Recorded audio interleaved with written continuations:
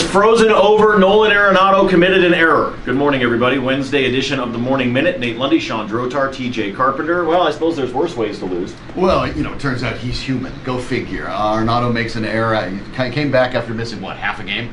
Pitch after getting hit in the hand in Miami. Makes a throw where he basically short arms it to first and hops over Mark Reynolds, and unfortunately the winning run comes in to score for the Braves last night. The Rockies let one go there, and again, it's not something you panic at, but you lose these 3 games against the Marlins, you lose one like that to the Braves. These are games that even if you go 2-2 in that, you have a much larger and much more comfortable cushion in the wild card. Well, and if you're sitting back looking at the fact, we talked about this before, that when they started this homestand, they had 16 of 22 games at home on the way in the schedule. So I think, TJ, sometimes what can happen in your mind is if you're thinking to yourself, okay, we need to go 10-6 in those 16 games, or 11-5, or whatever the number is, you start to tick off the losses and realize what you need to do now in the remaining games. Yeah, well, and as you mentioned in the past, this is a team that's really good at kind of brushing off that mentality. I mean, they think about one game at a time, which is what you need to do in baseball, and they've been really, really good at it. So I think psychologically they're in a really good place to do that.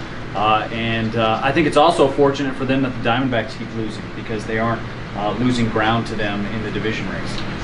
Nikki had a great column at denverpost.com yesterday talking about Paxton Lynch and some of the advice that Demaryius Thomas said that he gave him, talking about don't overthink it, talking about how he's seen him sometimes with his head down, he's got to be able to move on to the next play. I understand completely what DT's trying to do. I think it's great advice that he gave him. But Sean, did that give you some red flags maybe? Well, no, but it's reminiscent when they had the indoor practice where I accidentally started a Twitter firestorm.